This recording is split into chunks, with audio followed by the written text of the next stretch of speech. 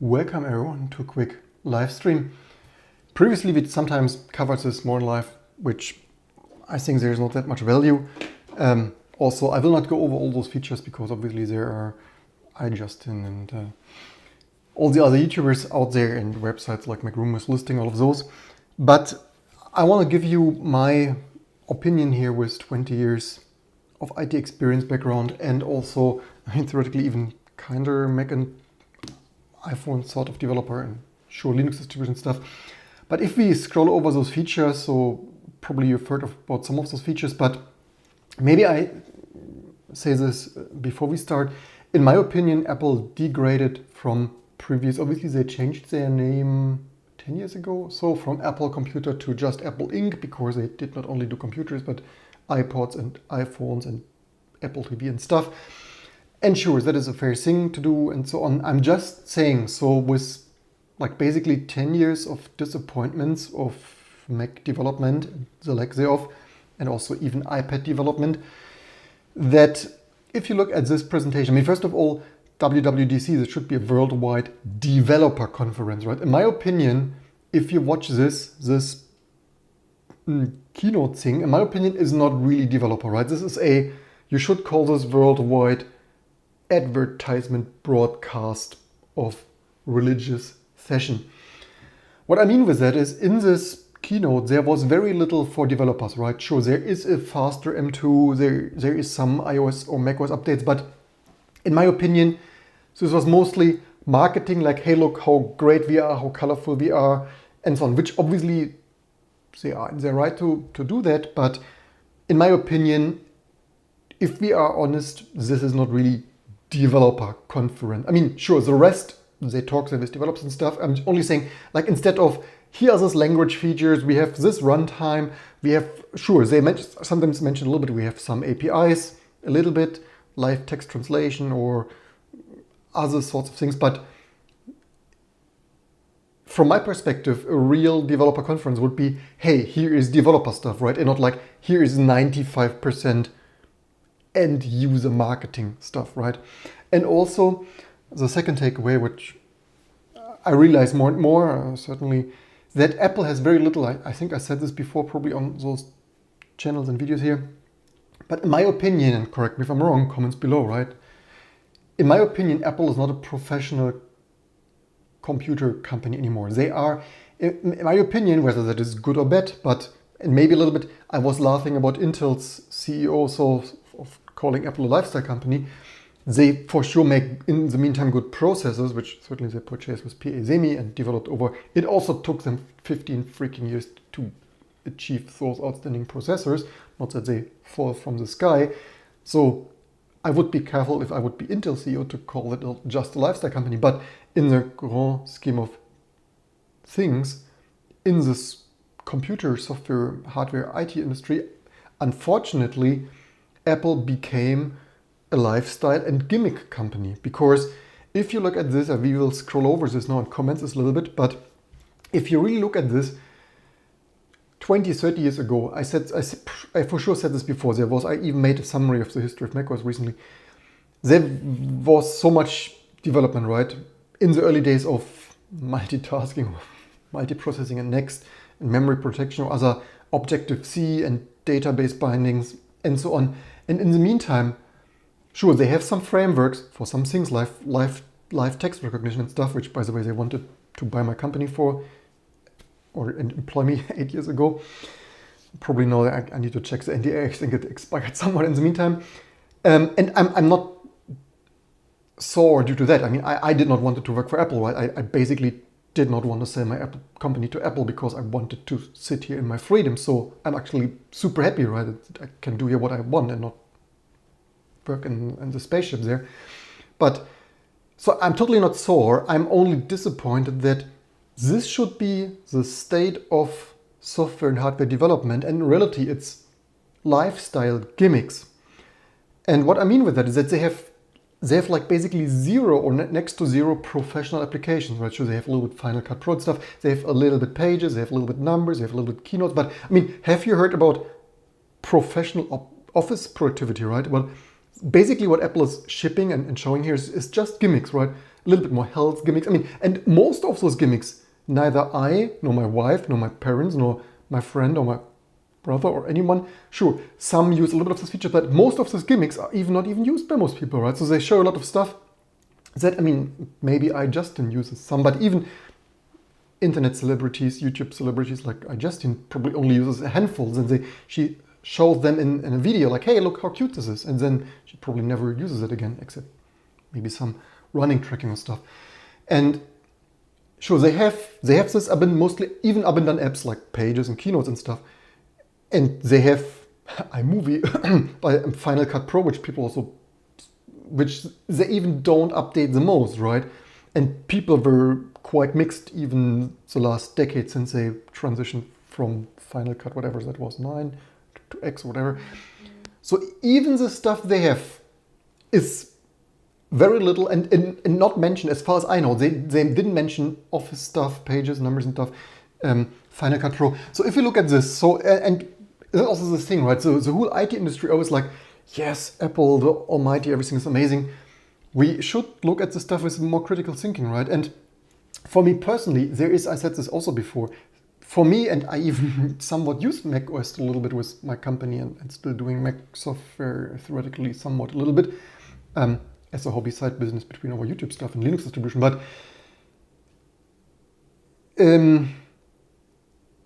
the pinnacle of macOS productivity for me was like 10.6. So since 10.6, which probably it's over a decade, right? For me personally, from my daily office experience, and I'm going back to my own Linux desktop, right? Because there is basically nothing for me since macOS 10.6. There was Spotlight Search before, there was otherwise. For me, every year the usability became actually worse. The Apple Mail, which I still somewhat use, became less usable. They removed, for example, I have always like 30, 40 gigabyte of email download, and Apple Mail constantly stops working for me, right? Previously, they had the option to not download attachments. They removed this with 10.7. And then constantly now this database synchronization stuff constantly gets out of sync.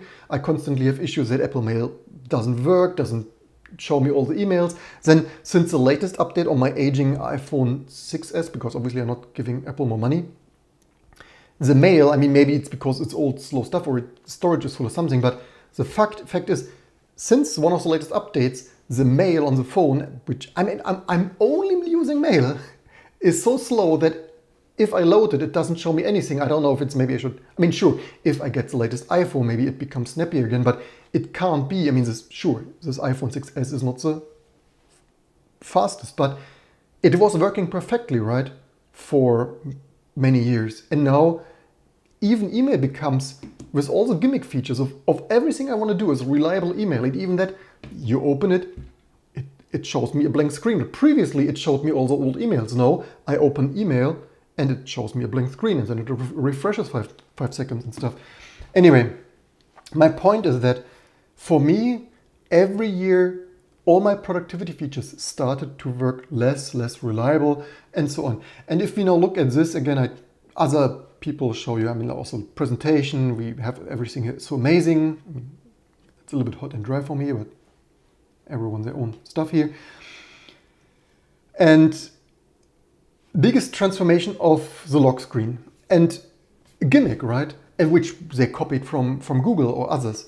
And this is all the stuff, so many people, other Apple fans, famous Apple developers, myself included, so many people want more productivity for iPad, right? For iPad is still, I tried it. I think I had 3 iPads in my life. The very first, then the first mini, and then some whatever, the first Air or something, which I'm not an Apple fan, right? I tried to use it. And for me, iPad is totally unusable, right? It never, except maybe the first one was fun, but it was slow and stuff. But I get no productivity stuff there. I mean, I'm faster with a real PC, Mac, like a freaking keyboard, right? I'm so much a fan of even having an old Bluetooth keyboard. For me, I get next to nothing done on an iPad, right? I could for 10 years not program. I could take notes, but I want to get work done. I don't want to have a limited experience. I need to share a file. For years, you needed workarounds of how to copy and paste files and stuff.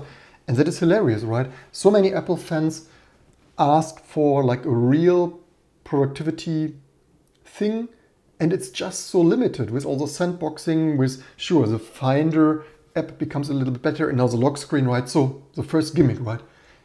And it's also, it's funny how, I mean, sure, you could argue you start with the least important stuff, and because people are listening, and you, depending on your presentation style, but they've chosen to start with the biggest transformation ever of the lock screen. It's like, I mean, sure, I get it. It is a nice gimmick, but it's a gimmick, right? This is what I mean. Yes, you have now widgets there, heavily probably Android, but also, yeah, Apple, the new copying from Android, right? Or other stuff. Yes, the notifications. Also, the notifications always were garbage. Like now it's a little bit less garbage, probably. You can modify the stuff can live update. And I would also argue you don't, I mean, for me, it's also super annoying that this every year a new operating system is super annoying, right? As a company to support this, 80% have the latest and the 20% have other old overdone stuff, and everything is so incompatible, right? Supporting all the stuff. I mean, even people trying to use Swift UI, they curse every day trying to get their stuff still working.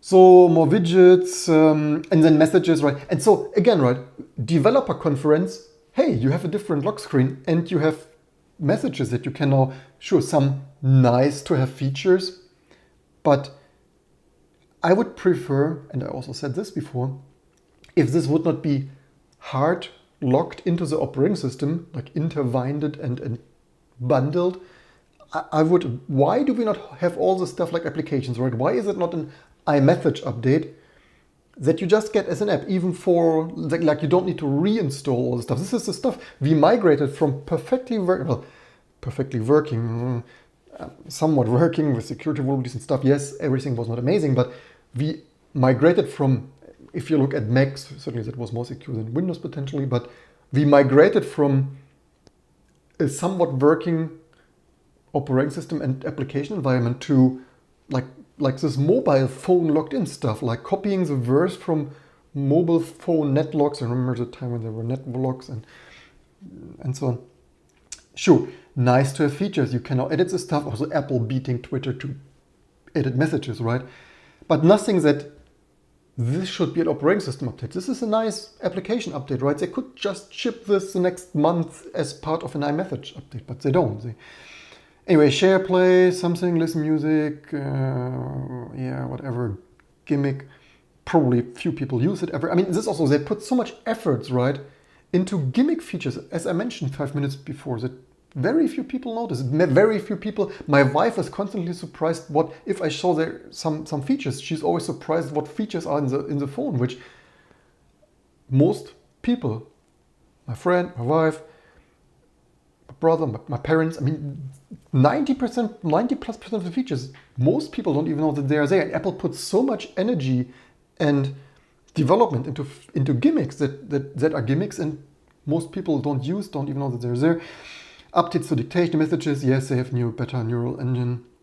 Again, theoretically, that could be a dictation service. It could, I would so prefer, I mean, sure, there are always updates, but I would so also prefer if they would just roll out the stuff gradually and not every year. And also like have only a major release every 2, 3, 4 years, like we had decades ago, that stuff is more compatible and people can concentrate. Now, as it stands, developers constantly waste their time adapting their software every year for major API and framework deprecation and changes. Dictation automatically adds punctuation to text. The future is now.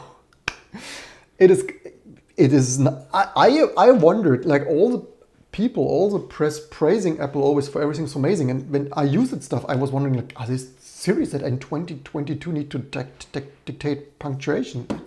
I thought it's amazing. And also, again, gimmick, small, tiny little, and how is it related to a developer conference, right? Sure, it's more like an operating system advertising event for end users. Apple Indents API, shortcuts, workers zero offset, live text. Yeah, live text now also in video. It's, again, not a big thing. Also, by the way, probably for this live text, they wanted to buy my company. Anyway, and it's not a big thing, right? That it worked on images. I mean, the whole thing is not even a big thing. And the irony is they have this gimmick text recognition feature that they wanted to buy my company for 8 years ago or so. And I still sell professional PDF text recognition stuff because they have it as a gimmick, right? They don't have a professional working with Office documents and PDFs. They have, sure, sometimes it's nice. I think I never used it. I mean, sometimes I select something, like here, like should this not work? I thought, should this not select some text? It's like, yeah, the irony on you. Sure, was it that? Yeah, whatever. Sometimes I select something and it selects some text. Basically, I never, again, gimmick, right? Recurring theme, not a professional productivity app thing. And can automatically lift items out of photos, drops them. Again, gimmick, right? And they showed this there with some dog or it's some like pixelmator smart select thing. Again, gimmick, right? You barely need this. Often it will probably not work very well. Electronic driver license, yeah, you want to give a cop your phone, right? Also, yeah, I mean, it's not valid in most countries. I wonder if like in Europe it ever will be for everyone could Photoshop the stuff. That's like, and again, even this driving license stuff, it could be an app or it could be a wallet update, right? This is the thing, like nowadays everything is a OS update instead of like gradually monthly everyone could get like in a core OS with security updates and like app updates, right? And again, how is that developer related? I mean, except this in-app ID verification, okay, but storing a driving license now. Also, Apple wants to make more money, right? So Apple Pay Later, so more Apple, the new gimmick company and payment processing company, right? From everyone, from developers and all transactions, basically Apple getting rich and richer only from being a bank, right? I wouldn't wonder if like in 10 years, Apple is mostly a bank of Apple Pay and credit processing. By later service, updates to Apple Maps. I mean, how is this developer related, right? Sure, you can embed maps in applications. Now you can embed apps more in applications, but I don't get how this is such an amazing, outstanding feature. Multi-stop routing, I wondered, like, why is this 2022, right? Is this the stuff that frustrates me? Sometimes I use my phone, I often wondered, like, why can't I stop there? It's like, yeah, 2022, it took like a decade to get multi-stop routing. Also more transit, MapKit for developers, allowing maps to be integrated. Okay, finally one tiny little thing that developers can work with, although you could have worked with OpenStreetView and so on.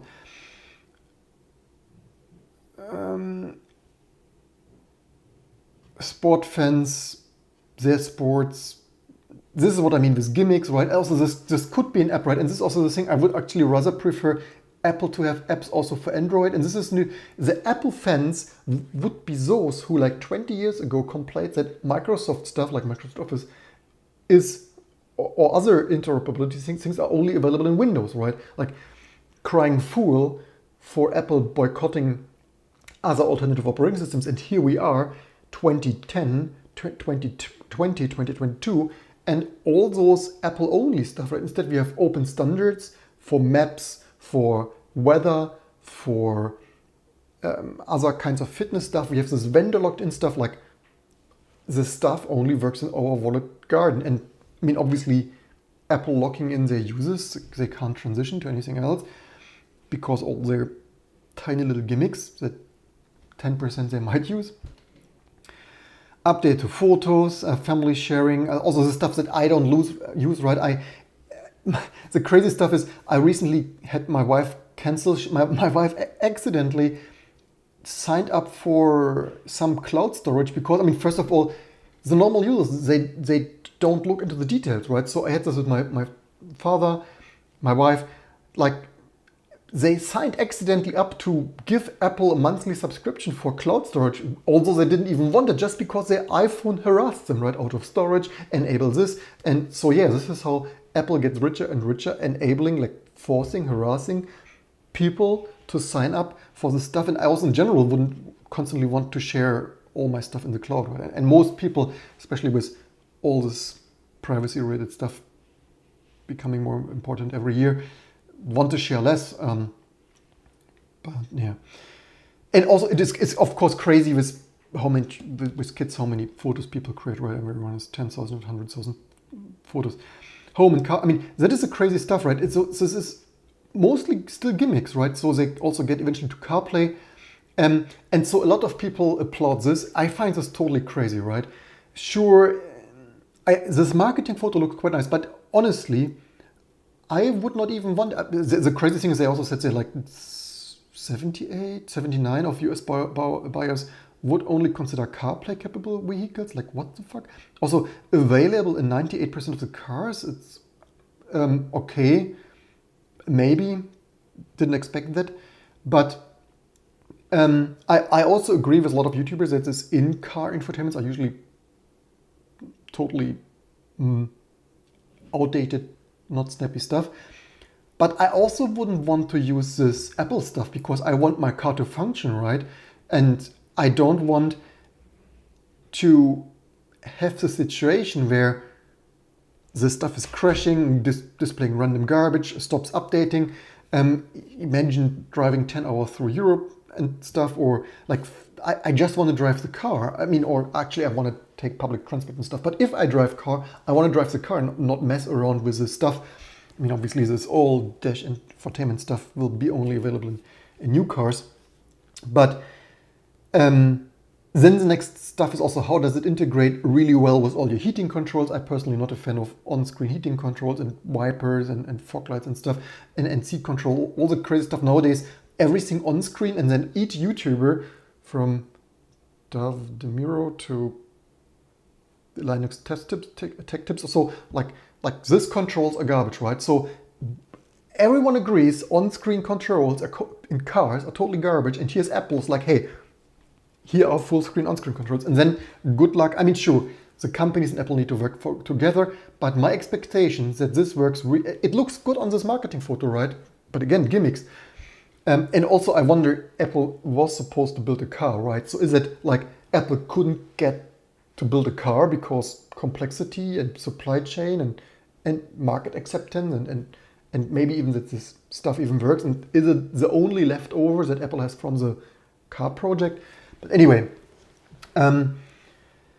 this Apple car stuff might be quite nice for the multimedia display, that it takes over the rest of the car. I have huge question marks, and yeah, I'm also not really sure how the vendors, like if you have like a fancy car with fancy UI stuff,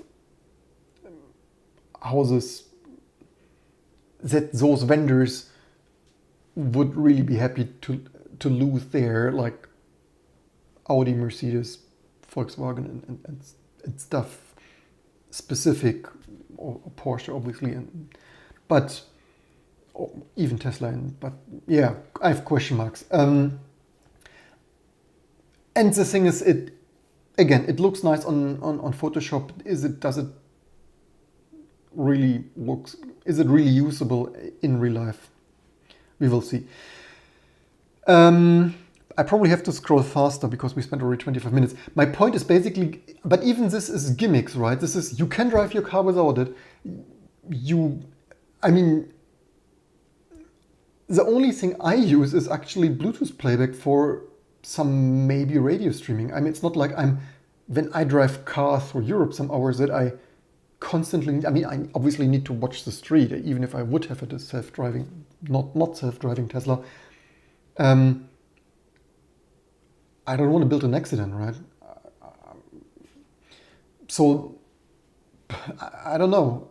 Am I too critical? Is more than Bluetooth? I mean, okay, if you have a family and children and stuff, maybe they want to watch some movie there, but even then, I would argue it is more convenient and safe if your children watch a movie while you drive on the back seat with their own iPad or Android tablet or stuff than having this integration.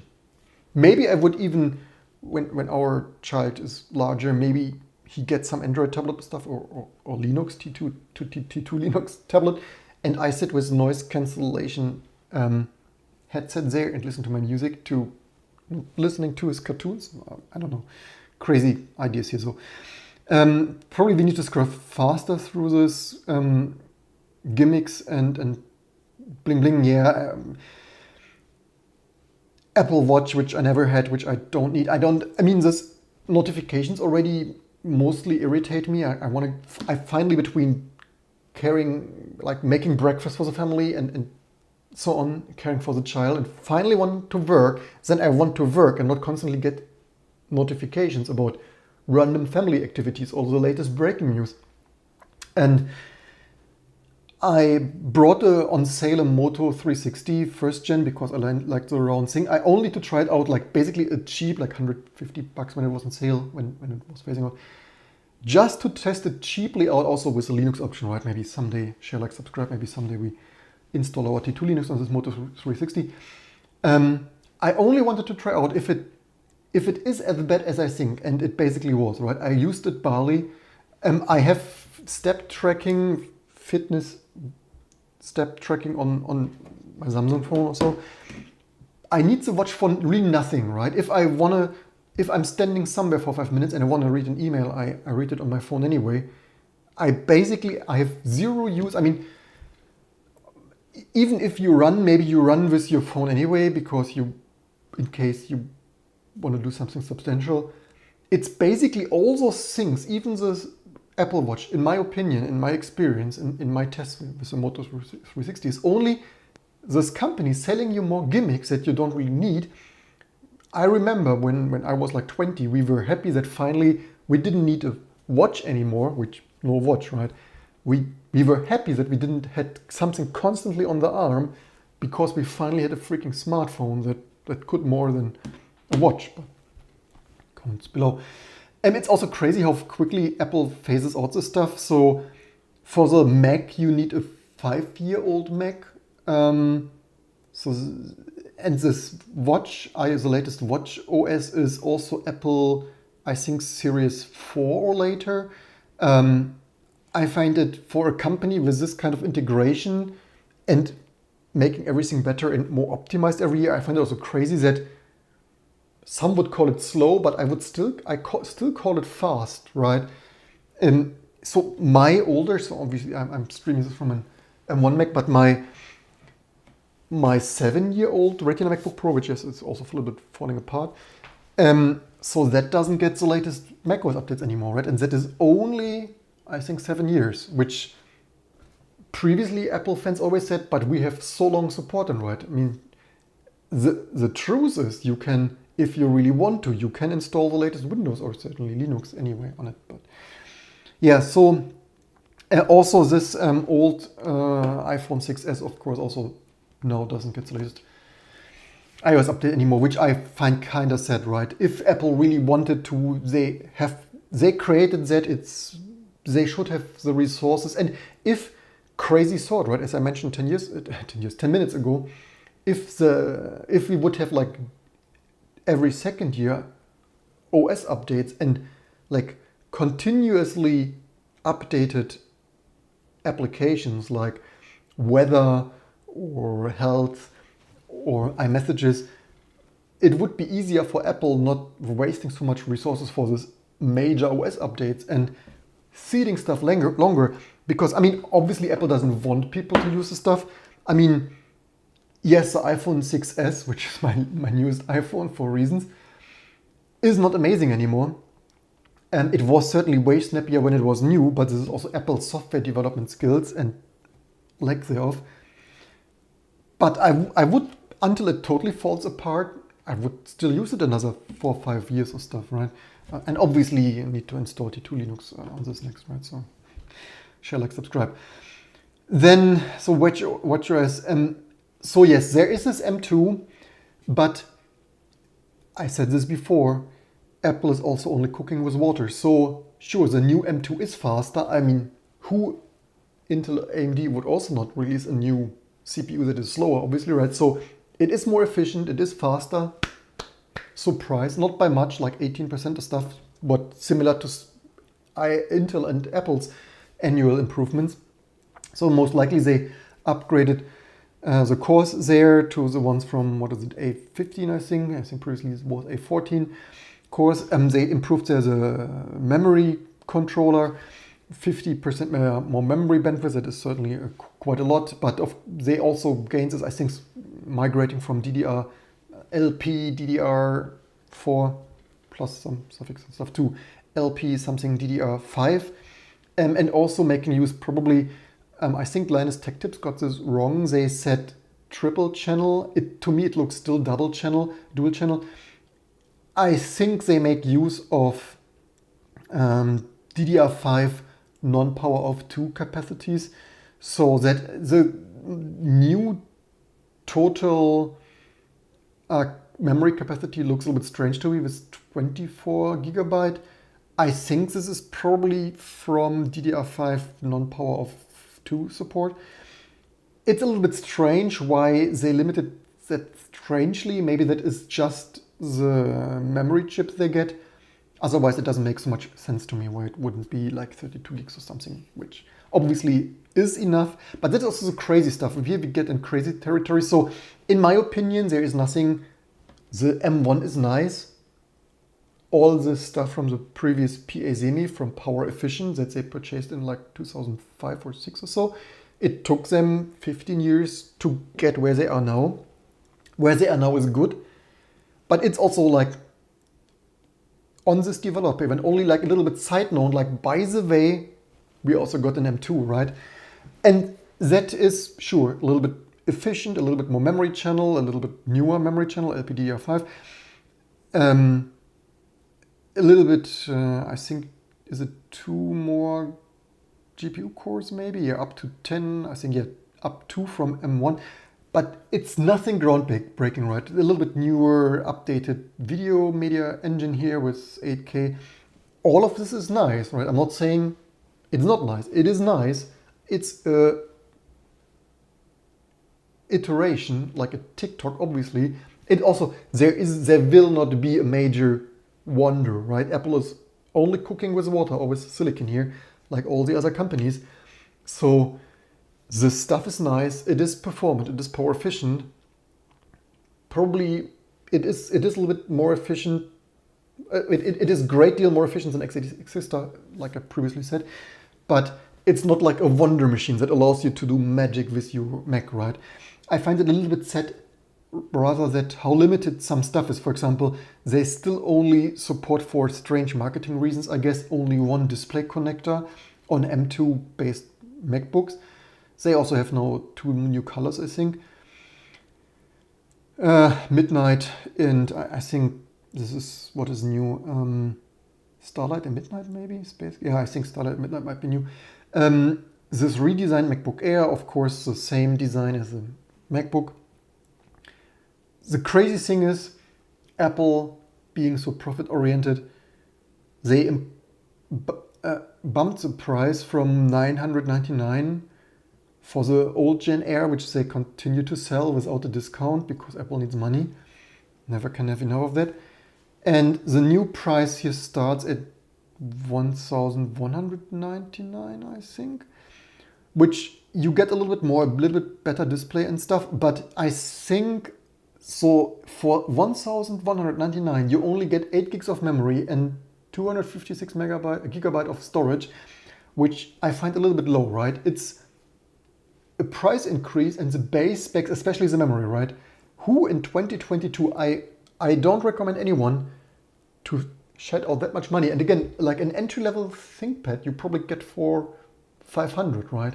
I mean, cheaper options and stuff, but $500-600, you get a pretty fine ThinkPad or stuff, which you can also do productivity stuff like writing an email and some Office document, obviously.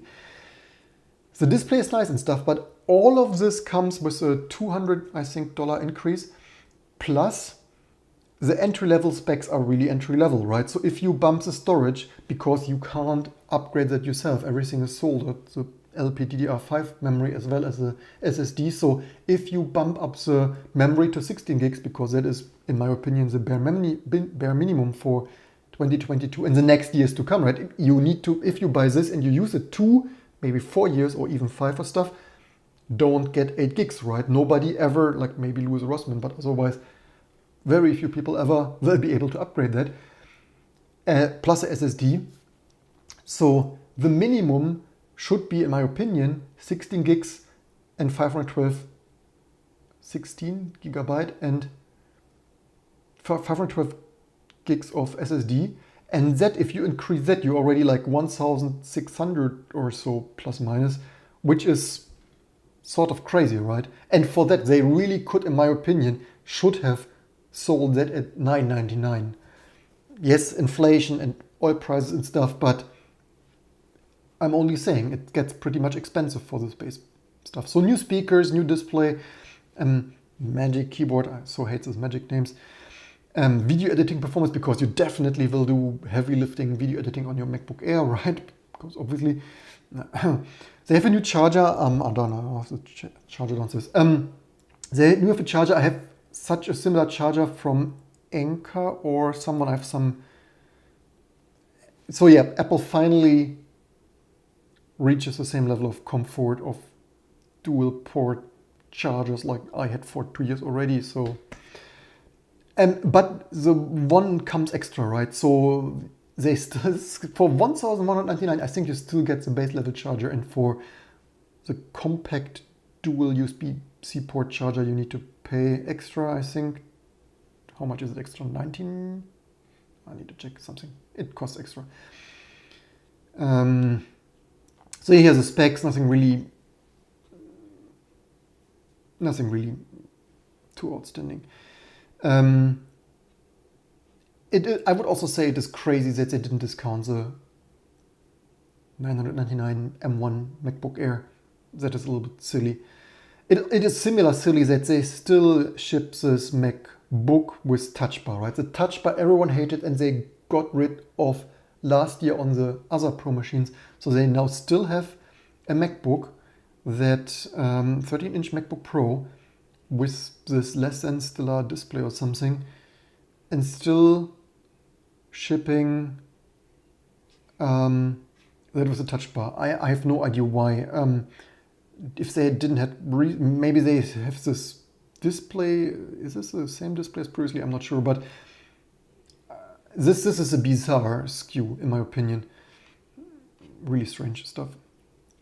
So more, and so then again, Ventura. Coming to the end of this stuff, and also how is this developer related, right? This is the stuff Apple mixing product placement, advertising events with developer. How is this? Sure, it is.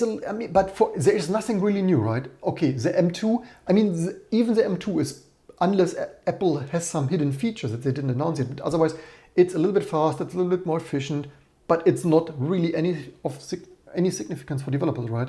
It's like, sure, developers don't even need to know that it's there because it's obviously binary compatible and will just run.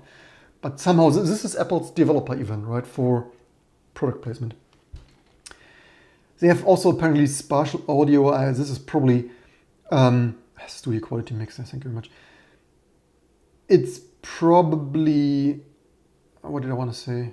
The spatial audio apparently for some Mac, I don't know, maybe MacBook Air or something, it probably doesn't really work much. I have it with the speaker setup. I have it hard to believe that it's of any use, or it's marketing gimmick. Again, gimmicks, right? Gimmicks, and more gimmicks. Coming to macOS Stage. So in many ways, so Stage Manager, instead of making, sure, they have now, for the first time, we probably missed it a little bit because of the nature of this multi-topic advertising stream. The iPad actually finally gets multi-windowed multitasking, what iPad users have asked for probably nearly 10 years now. So it finally multi-window iPad stuff. Better late than never. Better late than never. They bring the similar stuff to Mac, which is like window management was fine, but sure, now it's a little bit different. And that's also nearly already everything, right? There is not, as I said, there is not any professional feature, except maybe, I think I remember they said full system undo, which, by the way, I'm not sure if someone at Apple is watching my live streams, which would be cool, because of my operating system design videos, full system undo was one thing I actually mentioned a year, if not 2 years ago, that often you work and then there is a bloody pop-up and you accidentally click it because you're in your element of like doing stuff and then something pops up or some other app, and then you don't even, or sometimes it happens like every other day, and I don't even know what I confirmed right now, right? So I said a year or two ago in this design videos, full system undo, that you accidentally click somewhere, you don't even know what, and you can undo this. I'm not sure if this Apple system undo will deliver that, but we will see. So window management, totally outstanding features, right? Updates to Spotlight, at least something, can find images in your, yeah, I mean, this is a images index text. I'm not sure if this is kind of stuff. I hope you can disable it, because I usually want to use Spotlight to find my professional Office documents and not like random photos. So this is something, this is this kind of gimmick that I never knew I needed, I never have asked for, and that I think will only ruin my productivity with constantly bringing random stuff up that I'm not even looking for, right? Updates to Mac email app, which in the meantime also for me each year became less useful. Even on the iPhone, I actually use the feature to flag emails, and they have hidden this now, right? When I updated, now previously you just had flag email. Also now it's hanging because it's an iPhone and it's, oh shit, I accidentally cancel. So now they have hidden this. You need to press edit and then mark and then flag. I had to Google that, right? This is kind of stuff. Previously you could just flag an email, and then with an update, even I had to Google, like, where the heck do they not support this anymore? And that constantly happens to me, right? With each operating system update, it's like, why does it not work anymore? Where is it now? How? And you can't discover it, right? You try around there for 2 minutes and like, you better Google that, right? And yeah, yeah, the updates to the email, like undo send. It's like, yeah, I mean, given that there is not a global undo email send protocol in SMTP, probably this means they delay sending the email for like 30 seconds or something, maybe configurable. I have not yet checked that, so that you can undo that. It's like, okay, you send emails slower for like the one time in a year you want to undo or re-edit an email. It's a little gimmick. I have the feeling the rest of the email app will again work worse for me, but I see it already coming. My prediction, sometimes you send an email and it gets lost because in this Apple queued email stuff, I see it already coming that it sometimes will lose emails. Biggest overhaul of search in emails I've done in years. Yes, this also, the search in email worked perfect 10 years ago. Since then, every year it worked less good. So state of the art techniques, whatever they are, for more accurate, I have no idea. I only know 10 years ago it worked better than it is. A little bit Safari. And so, I mean, for most of the stuff, how is this related to developers, right? They should, in my opinion, Apple should rather make a dedicated, this is the new Mac keynote and this is the new iPad stuff, instead of, unless you are a developer developing Safari extensions, how does it bother you, right? Sure, I mean, also, yeah, okay, the one thing, passwords with new passkey feature, but the thing is, they want to standardize some stuff, but otherwise, of course, proprietary, not the greatest fan of that. Besides, yeah, leave in the comments below. Also, working with the Fido Alliance cross-platform, that would be at least one good thing. Of the few things, also Metal update, right? Because Apple still can't use Vulkan. They now have also, everyone else has already spatial upscaling. 2022 Metal through Apple finally. They have Metal FX upscaling, which is of course similar to NVIDIA's and AMD's technology. And because Apple being Apple and they can't use Vulkan because vendor login and YOLO and stuff, they need to do their own stuff. So also fast resource loading API, aka otherwise known as the storage what even was the name? Otherwise known as stuff I've forgotten already. Storage stuff. Direct storage, probably. So yeah, Apple obviously adding similar features. And this is the thing, right? We should have a standard instead of we have Microsoft doing direct storage and Apple doing fast resource loading API. Welcome to the increasingly incompatible new proprietary world. Yeah, so they showed some stuff up. This handoff. This is kind of nice to have stuff which I also rarely use. You can now hand off FaceTime. Congratulations. Also fail to see how it is significantly related to otherwise normal developers. The whole handoff stuff, I said it before, I would rather appreciate if there would be cross-platform APIs. It is silly that if someone might have an Android phone and Microsoft Windows for business laptop and maybe an iPad, and then you can't use the stuff together, right? And that is the thing, and people want choice. And if they want you like some Sony smartphone better because it has a way better camera stuff, you can't interoperability use the stuff together anymore, right? They also have a feature of, I mean, this is already a meme, right? Instead of people for decades asking for not garbage camera, which yes, the Apple ones are often, but not always been the better ones, like in MacBook Airs or others, they have been worse. But it's like, you can't make this shit up of, now you can use an iPhone as a camera. It looks nice on paper, it looks nice in this presentation, video and Photoshop, but in my opinion, I would rather use it because I would also, when I use my Mac or PC, I would want to charge my phone. Then maybe I would rather use my phone. Also, for me, mostly the Mac camera is good enough. I'm not the greatest fan of video conferencing anyway. If I participate in ISO standard or PDF standard or Twain working group calls and stuff, I always join without video because people don't need to see each other, right? I rather like my live streams and I don't need to see everyone in each conference call, how they sit in front of the PC, right? And also I rather maybe answer some customer that need to listen to some organizational stuff.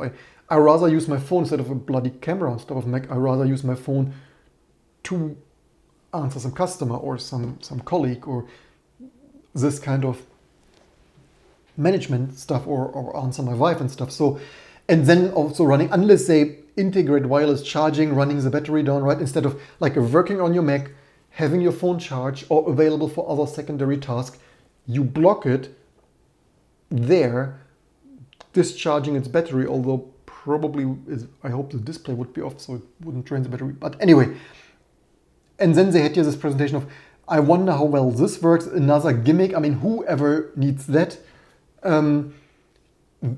Yes, very rarely some creators working together could make use of this ultra wide camera desk view here.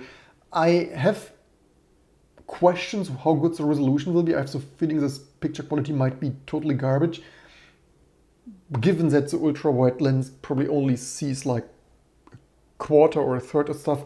So it needs to be certainly pretty straight. Also, they say their advanced image processing is like, yeah, just stretching the image, right? It's not, doesn't sound too rocket science for me, for the most part. But again, something I probably will never use. Yes, I understand some people, like maybe in school or other, might have sometimes use for that. I mean, maybe for them it is nice to have, but this only works for the iPhone, right? I don't know. These are such gimmicks, features, Apple, but this is just underlining my point of this video, right? Why do I discuss it in such detail? And maybe in the future, leave in the comments below, maybe I should rather make 15 minutes pre-recorded summary instead of going through this live here. So the only thing is it takes me 3 hours instead of just making it in 15 minutes. Gimmicks, right? Leave in the comments below. Would you ever use this? I mean, and the one time you want to use it, the crazy thing is for the environment, right? You need to buy specifically some plastic holding thing there. So Probably the one time you want to use it, you don't have the stand maybe, but I don't know. So is here anything, again, gimmicks, right? There is not really, except maybe improved spotlight, but everything else is gimmick, more feature. I don't have a use for. I don't see many people have a use for. It's like, yeah. We take a look at the comments in a second. Also, yeah, lots of iPadOS updates. WeatherKit, also like 10 years later, iPad finally gets weather. Probably they never port the calculator. It's like basically of all a couple of times in my life, the few times I was using my iPad, I actually needed a calculator, right? And then you load some calculator app or Google. It's like 2022, they have finally a weather app and multi-windowing. They have here some nice collaboration feature of some, how did they call that app? And there's also even, I've not loaded the better and have better things to do, but this actually looks nice. I see that for creative users, think marketing department or even engineering department, brainstorming some stuff. But then the problem is standards, right? That it only works on Apple's platform. I would be so much more impressed if we would have an open collaboration API and that stuff like that can work across operating system vendor domains. And maybe, sure, you could make maybe I should make a productivity app. Maybe I just need millions of venture capital and make good apps or operating systems. You could, of course, do that if you make a brainstorm app or like a whiteboard app you own without Apple's technology and use your own cloud thinking to think between and maybe even Microsoft OneCloud, is it OneCloud, whatever. Had that, I don't know, I don't usually use it, but again, this is a nice productivity thing. I just wish, and that is the thing, right? I just wish the Mac would have Apple Pencil support, right? This is so crazy. I just wish, and that is the thing. Like so many people I know from so many, even Twitter and friends and family, so many people want a full macOS on an iPad, but they don't get it. You would need to jailbreak it, right? Why not give the users the choice of a full macOS? We could have for 4 or 5 years a full macOS with full multi-window tasking and bring stylus support to macOS, right? Instead of all the random garbage gadget features. The one thing people ask, macOS on an iPad and stylus and touch support in macOS. Sure, it's slowly diverging into this direction, but it takes Apple 5 years in this baby steps where even the diehard Apple fanboys are already annoyed how slow the iPad improvements are, that in the meantime I am also so frustrated that I don't want to give Apple any money, right? I'm so disappointed by Apple, by Apple's vendor login, by Apple's business practices, by Apple's really slow, right? And we need, in my opinion, more critical thinking. Nothing of all of this stuff, or nothing, most of this stuff is not groundbreaking, not rocket engineering. Most of this stuff is just gimmicks and bling bling. And even macOS, you see the developer transition kit used a regular A12 set, which I had here previous video, right?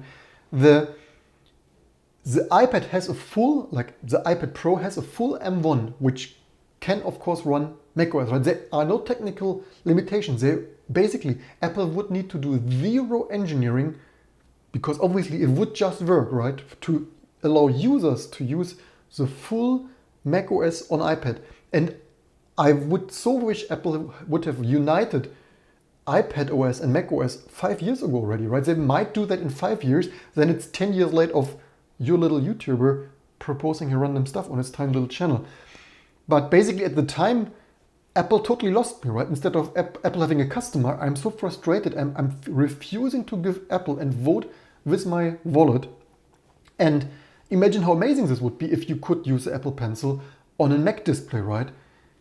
Nothing stops Apple from integrating this tiny little, and this stuff is so expensive. It's not also the price, right? It probably cost Apple less than $5 or something to include Apple Pencil support in the XDR displays of latest Macs and offer one united macOS or united OS experience, they would call it. And imagine how amazing this whiteboarding collaboration feature here would be if you could use a pencil on a Mac and macOS on your iPad, and you could like really, it would double, triple, and quadruple productivity. But somehow maybe Apple's innovation is so slow that they need to stretch the little innovations they have over so many years that they have, otherwise maybe they wouldn't have something at all to talk. Maybe that is their strategy. At least talk about develop and ship gimmicks. Otherwise they wouldn't have something to talk for 1 hour, like we have here for 1 hour. It's a whiteboard, but digital and shared in real time. Yeah, we got it. It's a whiteboard, yeah. It is crazy. I mean, it is, of course, not unlike what I have with Microsoft Surface. Previous video, right? A little bit frustrated there with touch disease.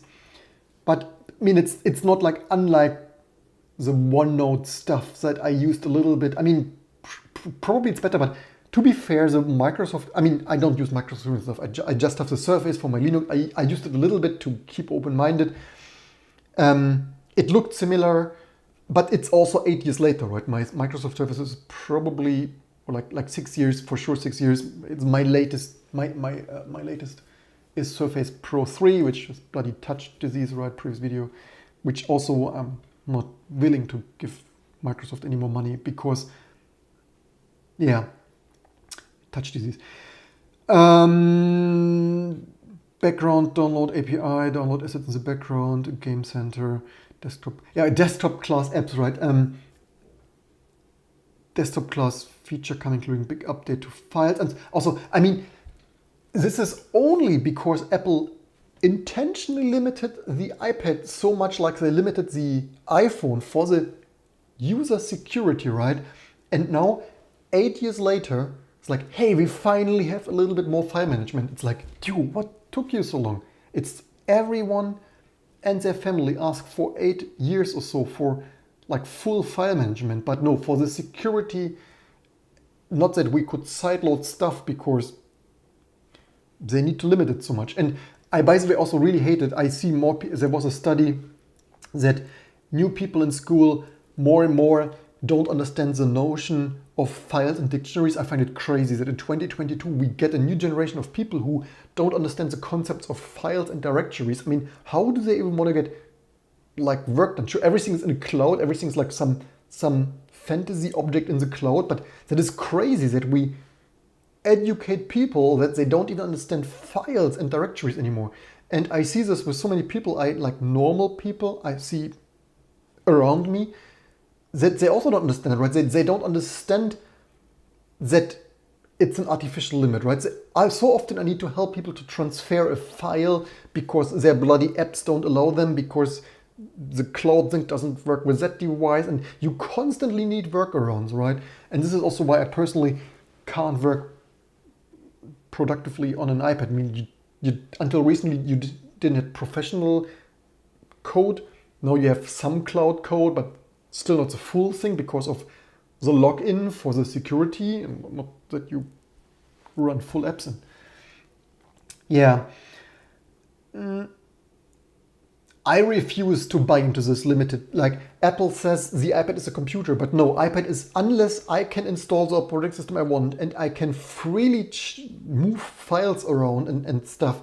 No, this is like a limited appliance that is annoying to use and totally hinders my production and creative use. Yeah.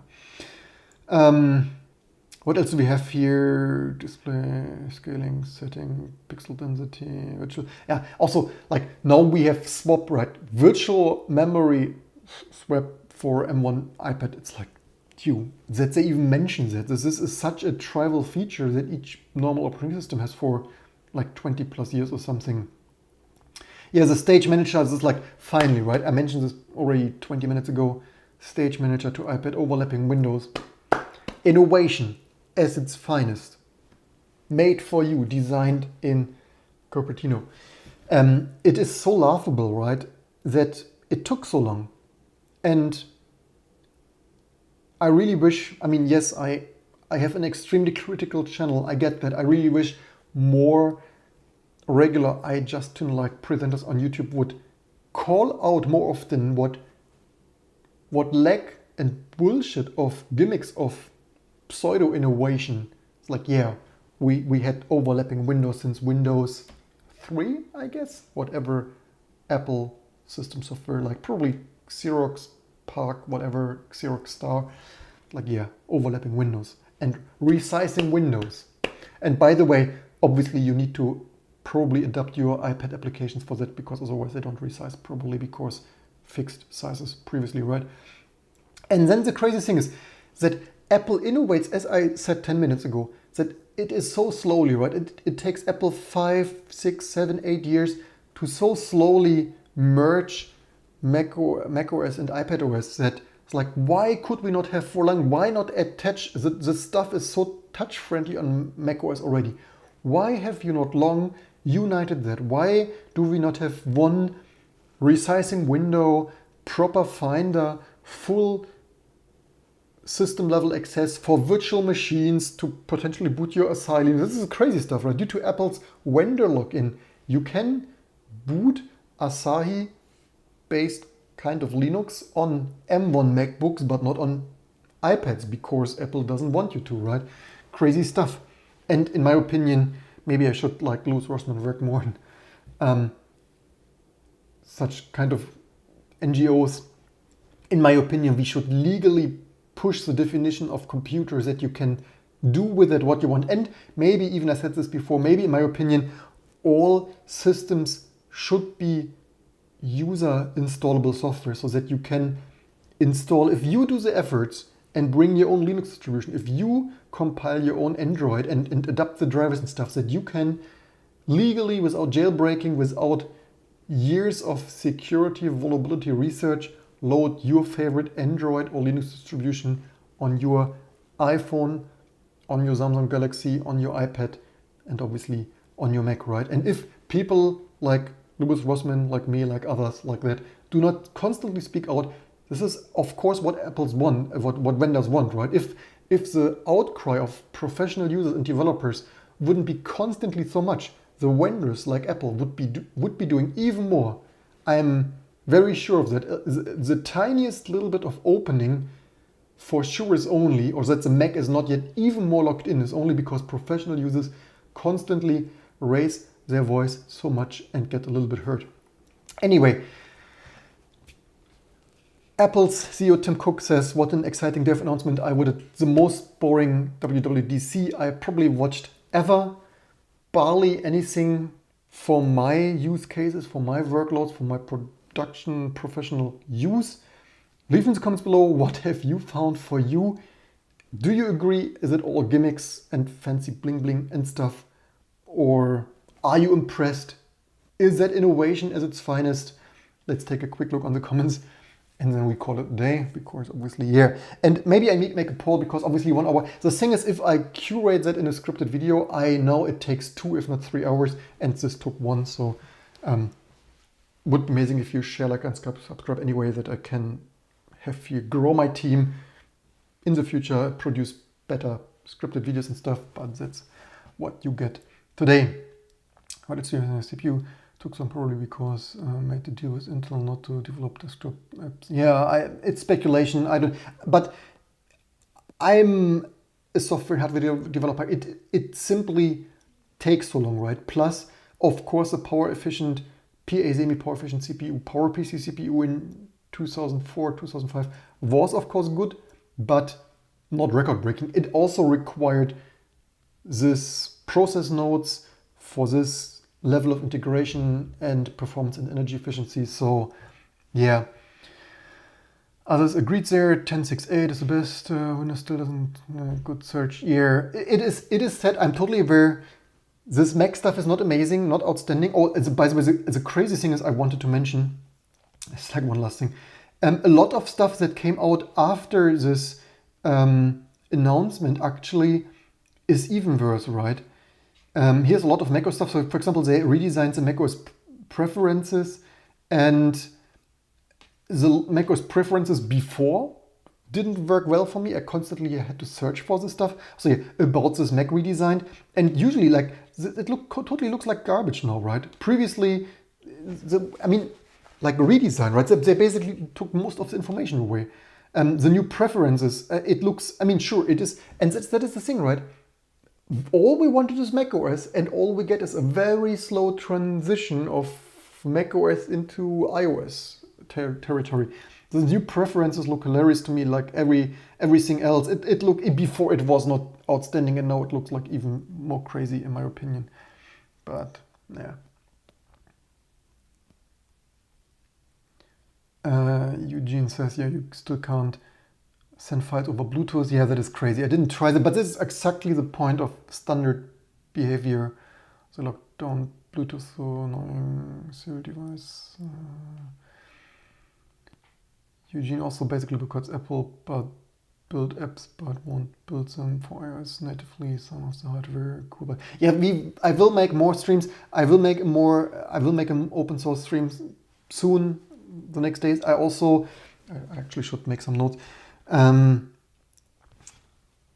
also said before, I really would appreciate if we would have come to because most of the apps are, especially like Instagram and Facebook and stuff, or probably even Twitter or like news apps like our German Tagesschau or other, maybe CNN. I don't use it often, but I would guess so, like those New York Times and stuff. They usually use mostly a web view, right? It is crazy that, in my opinion, and that is a walled garden vendor login, right? We should have, instead of this iOS login and Android login stuff, or Android of course a little bit more open, but still Google login, and we should have instead reached an open, like instead of all those web view and Electron OS stuff, we should have an open web application, like Open Weblet standard or something, so that we don't need for the desktop apps download a Electron for each bloody NZXT web fan control or every other like Discord app and stuff. Everything brings its own browser again.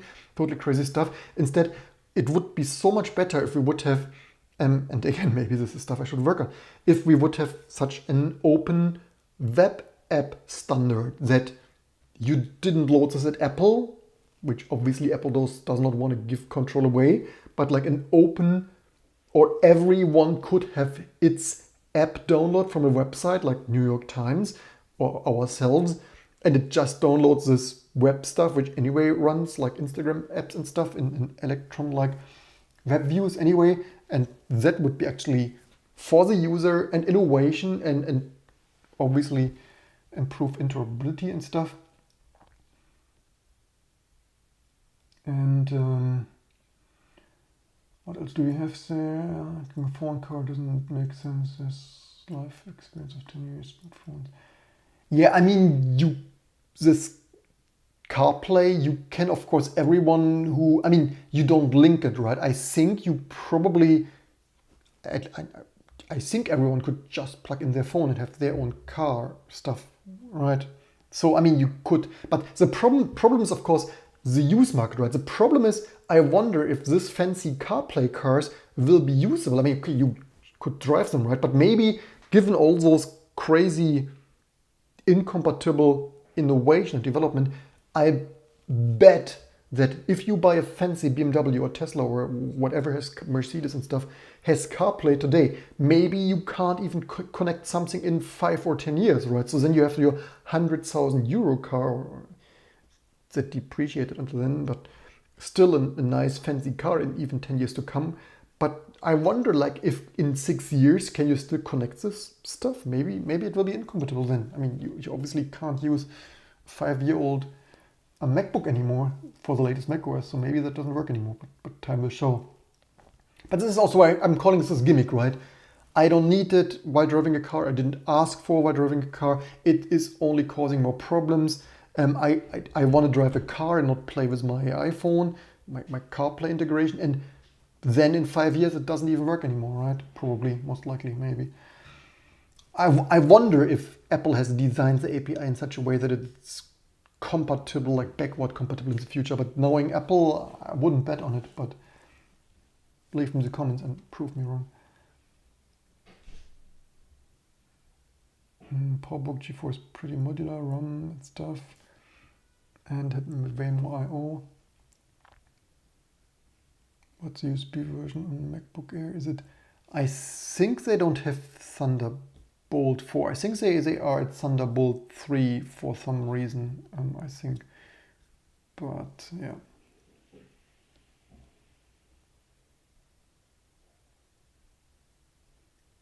Burly Bear says he hates dictatorship and communism, therefore stays away from Apple and live long. Yeah, live long and prosper. What else do you have there? Opinion for Google, much more interesting than WWDC.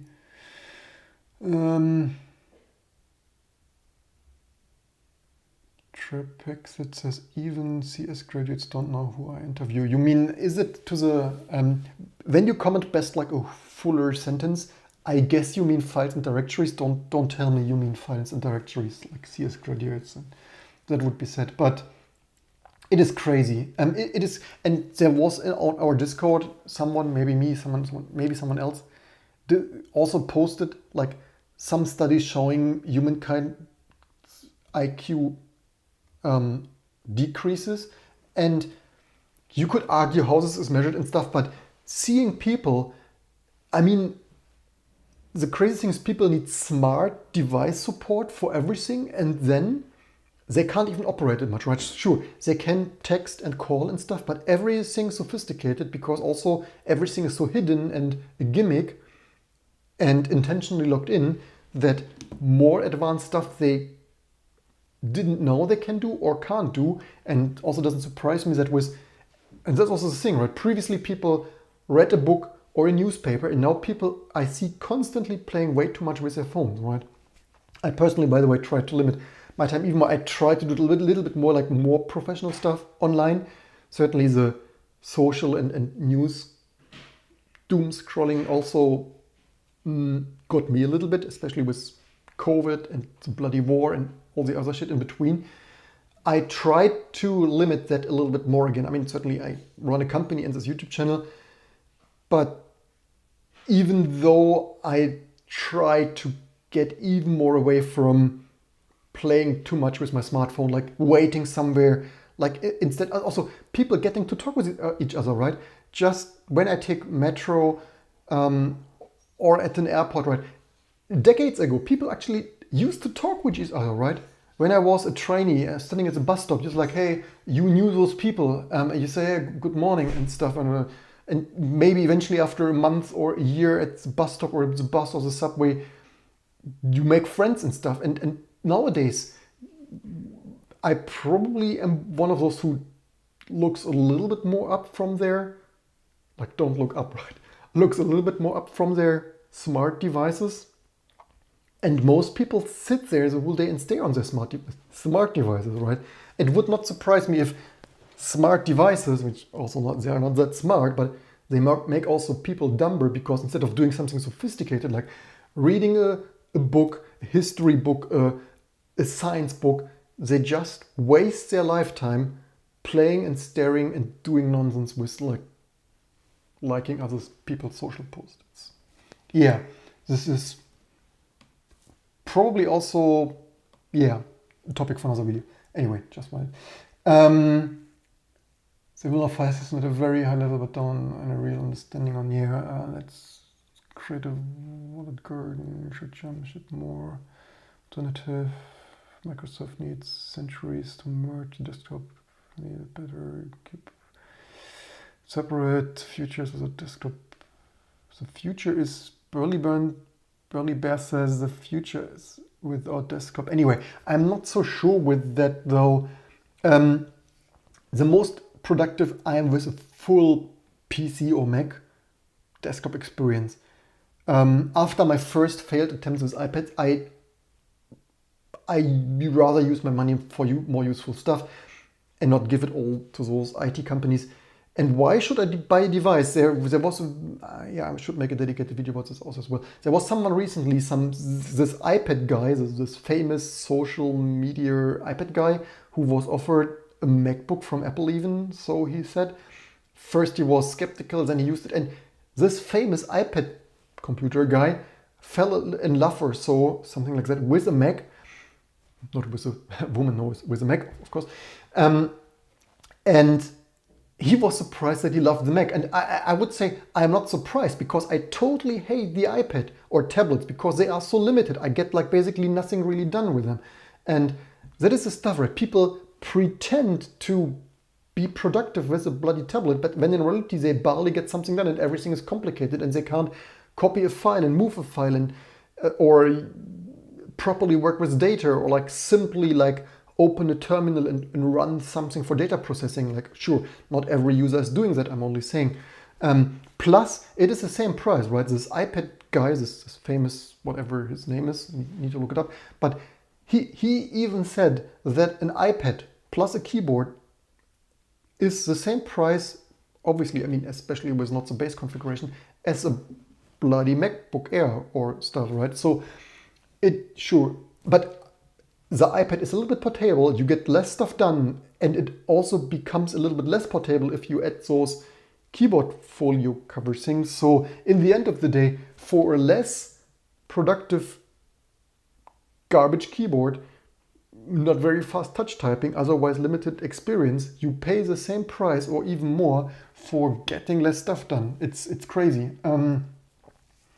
So yeah, that's basically it for this video. I hope you learned something. Let's take a very...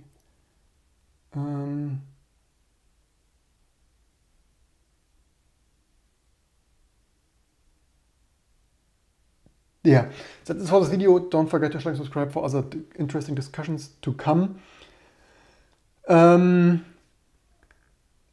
One last comment though regarding tablets, just because it's tablets like UIs from the 90s, early 2000s versus more current. Those old ones had massive information density that just can't be replaced easily now, lose efficiency, functionality. Yeah, totally agree. I don't look all of those fake 3D and marble background stuff from the 90s, but otherwise I totally agree. And also, this is innovation, right? And it took Apple 8 years to get multitasking and overlapping windows back, right? Even the first iPhone came without undo. It took them until when, iOS 3 or something, to actually freaking get undo back, and crazy stuff like that, right? And now it took 8 years to get overlapping multi-window back, and me not even to mention the bloody Finder to actually properly access files for the security of your jailbreaking. But that's it for today. I hope you learned something. As usual, looking forward to your comments and to see you next time for all the future discussion and work and stuff to come.